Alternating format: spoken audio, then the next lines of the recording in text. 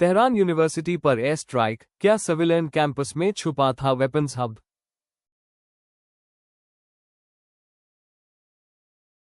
Middle east conflict अब एक और कंट्रोवर्शियल फेज में एंटर कर चुका है, जहां एजुकेशनल इंस्टीट्यूशंस भी बैटलफील्ड का हिस्सा बनने लगे हैं। यह डेवलपमेंट वॉर के रूल्स और एथिक्स दोनों पर सीरियस क्वेश्चंस रेज करता है।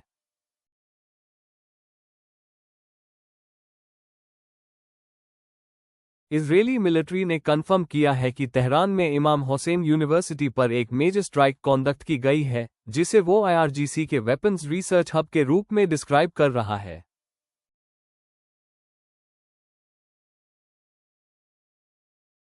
इमाम हुसैन यूनिवर्सिटी को इजराइल ने एक ड्यूल यूज फैसिलिटी बताया है, जहां allegedly advance weapons development activities चल रही थी। यह क्लेम स्ट्राइक के जस्टिफिकेशन का कोर पार्ट है।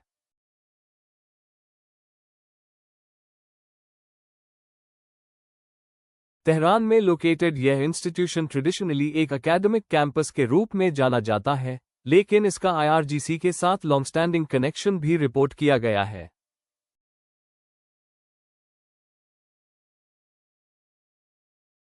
इजरायली साइड के मुताबिक स्ट्राइक का टारगेट स्पेसिफिक मिलिट्री इंफ्रास्ट्रक्चर था, जैसे मिसाइल टेस्टिंग फैसिलिटीज और रिसर्च सेंटर्स जो वेपन्स डेवलपमेंट से लिंक्ड थे।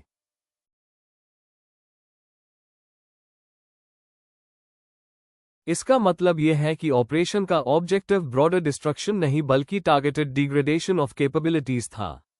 प्रिसिजन स्ट्राइक्स का यूज इसी स्ट्रेटजी का हिस्सा होता है।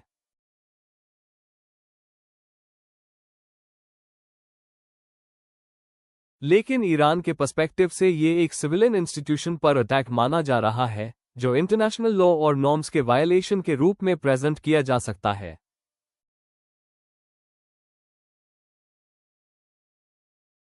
यह डिसएग्रीमेंट नैरेटिव वॉर को और इंटेंस बना देता है, जहां दोनों साइड्स अपनी लेजिटिमेसी एस्टैब्लिश करने की कोशिश करते हैं।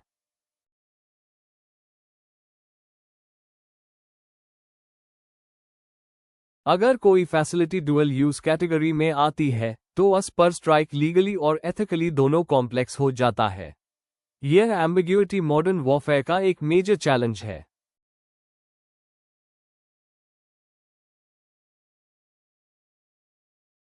ऐसे केसेस में डिस्टिंक्शन बिटवीन सिविलियन और मिलिट्री इंफ्रास्ट्रक्चर ब्लर हो जाता है, जिससे कोलैटरल डैमेज का रिस्क भी इंक्रीज होता है।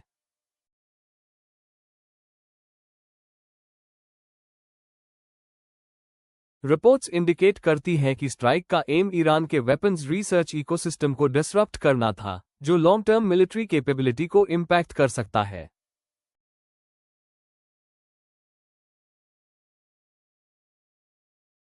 यह अप्रोच एक ब्रॉडर स्ट्रैटेजी का पार्ट लगता है, जहां रिसर्च, डेवलपमेंट और प्रोडक्शन चेन के डिफरेंट नोड्स को सिस्टमैटिकली टारगेट किया जा रहा है।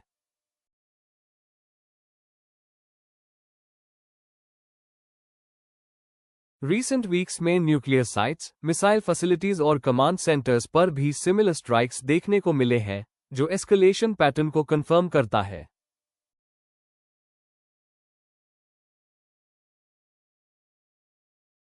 इस डेवलपमेंट का साइकोलॉजिकल इम्पैक्ट भी स्ट्रांग होता है, क्योंकि educational institutions traditionally safe zones माने जाते हैं। अगर यूनिवर्सिटीज भी टारगेट बनने लगती है, तो सिविलियन फियर और अनसर्टनिटी सिग्निफिकेंटली इंक्रीज हो सकती है।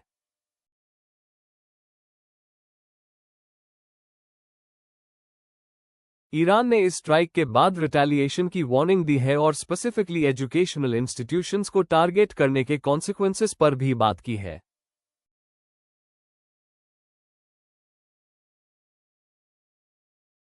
यह एस्केलेशन चेन को और डेंजरस बना देता है, क्योंकि रिटेलिएशन साइकिल अनप्रिडिक्टेबल हो जाता है। शॉर्ट टर्म में सिचुएशन और वोलेटाइल होने की पॉसिबिलिटी हाई है, जहां और टारगेटेड स्ट्राइक्स और रिस्पॉन्सेज देखने को मिल सकते हैं।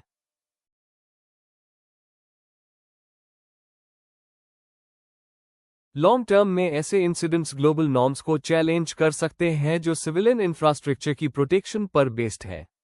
जियोपॉलिटिकली ये एक मेजर फ्लैश पॉइंट बन सकता है, जहां इंटरनेशनल रिएक्शन भी स्ट्रांग हो सकता है।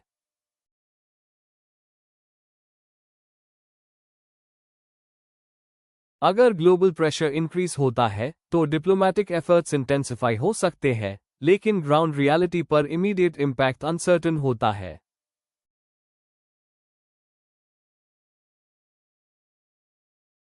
यह क्लियरली एक ऐसा मोमेंट है जहां वर्क का नेचर रैपिडली इवॉल्व हो रहा है और बाउंड्रीज कंटिन्यूअसली शिफ्ट हो रही है। अगर डुअल यूज टारगेट्स पर स्ट्राइक्स कंटिन्यू होते हैं तो कॉन्फ्लिक्ट और कॉम्प्लेक्स और कंट्रोवर्शियल बन सकता है।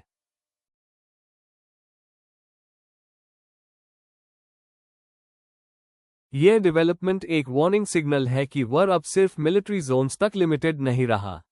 आपको क्या लगता है, क्या ऐसे स्ट्राइक्स जस्टिफाइड हैं या सिचुएशन और एस्केलेट करेगी? अपनी ओपिनियन कमेंट्स में जरूर शेयर करें।